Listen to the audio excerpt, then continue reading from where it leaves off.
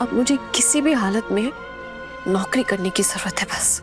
वैसे भी पढ़ाई का कोई अंत नहीं होता बेटा, तुम नौकरी करते करते भी पढ़ सकती हो। मैं भी मानता हूँ कि तुम्हें नौकरी ढूंढ लेनी चाहिए। मुझे सिर्फ इतनी चिंता है कि तुम अभी इस हालत में मन लगाकर पढ़ाई कर पाओगी या नहीं। तुम पे जो इतना प्रेशर है। मामू, मैं ना और मन लगाकर पढ़ूंगी, सच में। मैंने अभी कहा ना आपसे, ये मेरे लिए ना एक चैलेंज है।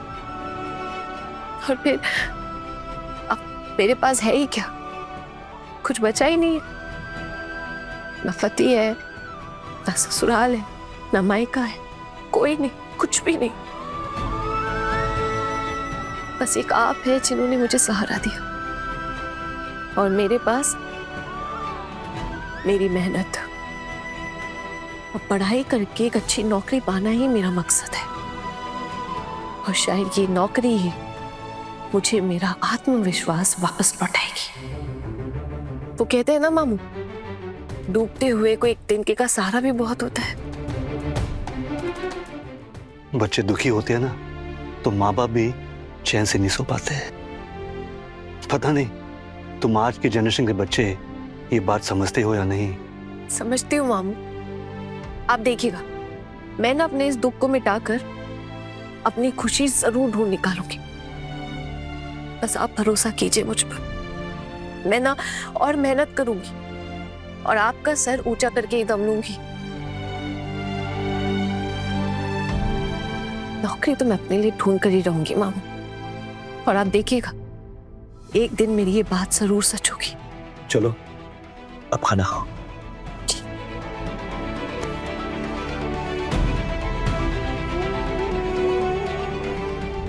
हो गया माँ?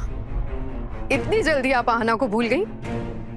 अब तो मुझे डर लग रहा है कि मैं इतने सालों से इस घर में आपके साथ रह रही हूँ, अगर कल को मेरे साथ कुछ हो जाता है या मैं अचानक मर जाती हूँ, तब आप भी मुझे एक दिन में भुला देंगी।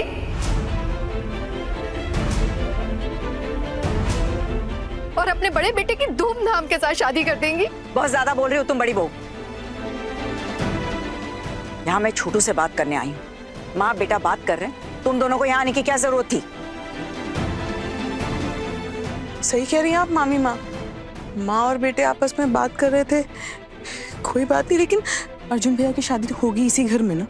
फिर उसके बाद हमें भी शादी में तो हाथ बटाना ही पड़ेगा। और फिर आप नई बहू आएगी तो आप ही तो कहेंगी कि उसे घर के नए तौर तरीके सिखा दो। तो हमने सोचा हम अभी से सीख लेते हैं। वैसे अर्जुन भैया, आप सच में ही शादी करना चाहते हैं? मुझे लगता है ना आप ना आहना को डराने के लिए सब कर रहे हैं ना। अभी हमारा डिवोर्स होने वाला है, तो मुझे ऐसा लगता है कि अब ये सही टाइम है दूसरी शादी करने का, और मैं रेडी हूँ उस चीज के लिए। क्योंकि आहना ने मुझे कभी कोई खुशियां नहीं दी, आहना ने कभी मेरी नीड्स के बारे में नहीं समझा। आपको पता है, वो इस घर की बहू बनने से ज्यादा इस घर की योद्धा बन बैठी थी। आहना ने कभी नहीं समझा कि एक पति अपनी पत्नी से क्या चाहता है। अब जब इतनी बातें उठ ही रही हैं, तो एक बात कहे बिना मैं रह नहीं पाऊंगी, और ये बात कहने की हिम्मत भी ना मुझे उसी लड़की ने दी है। छोटू, आप बार बार एक ही बात कहते हैं कि उसने आपका ख्याल नहीं रखा, आपकी खुशियों का ख्याल नहीं रखा। क्या आपने कभी भी उसकी खुशियों के बारे में सोचा या उसकी खुशियों का ख्याल रखा? अर्जुन भैया, एक लड़की क्या चाहती है, एक बीवी क्या चाहती है, ये एक बार भी आपने सोचा? नहीं सोचा ना। हम जानते हैं आपके पोल्टू दादा ने भी कभी नहीं सोचा। एक लड़की आपकी बीवी नहीं, एक इंसान भी है, उसके अंदर भी इंसानियत है। आप कभी ये बात समझ पाए? नहीं ना। अरे आपने क्या दिया है आना को आज तक? कभी कुछ दे पाए आप? अरे वो तो सारा दिन हमारे साथ इस घर में रहती थी, और आप ऑफिस में काम में बिजी रहते थे। हाँ, जरूर याद है मुझे कि शादी के बाद सिर्फ एक बार आप उसे फिल्म दिखाने के लिए ले गए थे, और तब भी आप शांति से फिल्म नहीं देख पाए। घर लौटने के बाद आप दोनों ने क्या कुछ नहीं सुना, हम कुछ भूले नहीं है, हमें सब याद है। आपको अपना फर्ज याद है? आपने कभी उसे वक्त दिया? कभी नहीं दिया। और दिन के टाइम में तो अपनी बीवी के साथ में बात तक करना, उसके साथ वक्त बिताना भी मुश्किल है इस घर में, है ना? फिर ये रिश्ता आगे कैसे बढ़ पाता? बहुत बातें करना सीख गई है तू मजली। सही काम आपने, बातें तो सही में मैं करना सीख गई हूँ। आप जानती हैं, इसके लिए भी मैं आना की शुक्रगुजार हूँ। आप उस लड़की को गलत समझ चुके हैं, गलत ले चुके हैं, और तो और उसे घर से निकालने के लिए सारी तैयारी हो चुकी है। माँ आप जानते हैं, उसकी जगह कोई और इस घर में छोटी बहू बनकर आएंगी, और शायद हम लोगों को उसके साथ रहना भी पड़े, पर हम आना को कभी नहीं भूल सकते। हो गई तुम लोगों की बातें खत्म? माँ बस एक बात और कहना चाहती हूँ, उसके बाद हम यहाँ से चले जाएंगे। करवानी है ना आपको छोटू की शादी, करवा दीजिए, लेकिन दिल से हम इस शादी को कभी मंजूरी नहीं दे पाएंगे। और हम ये भी जानते हैं कि इस बात से आप लोगों को कुछ ज्यादा फर्क नहीं पड़ेगा, लेकिन ये बात बतानी जरूरी थी, इसलिए बता दी। एक बात और कहना चाहूंगी कि आना जैसी लड़की की इस घर में बहुत जरूरत थी।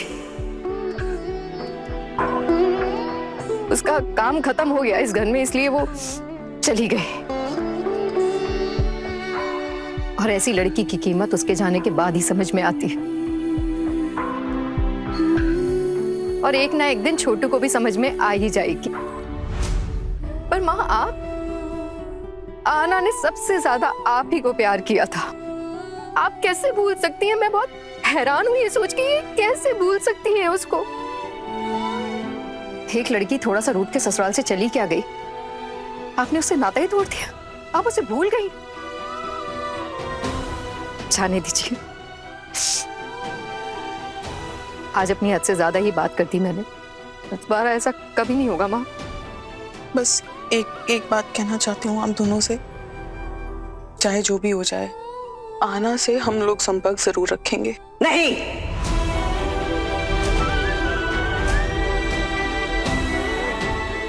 भाभी, आपको ऐसा नहीं लगता कि जिस इंसान के साथ हमारा कोई रिश्ता ही नहीं है, आप उसके साथ अगर कांटेक्ट रखेंगी तो क्या वो सही होगा? आप मेरी माँ का अपमान करना चाहती हैं? माँ का अपमान? इस बात से माँ का कैसे अपमान हो सकता है? अर्जुन भैया, हम भी एक आजाद इंसान हैं।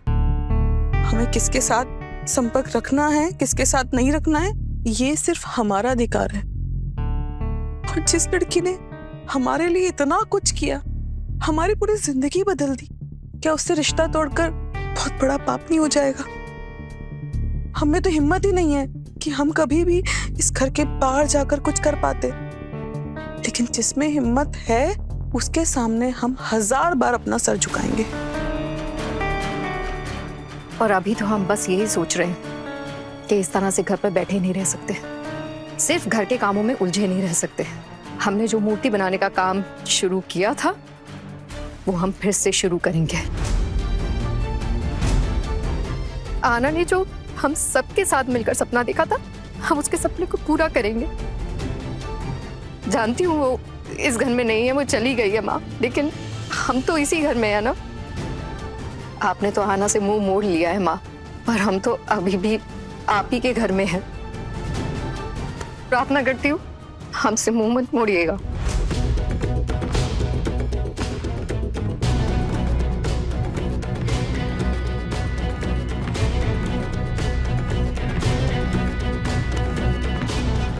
चल मंजली।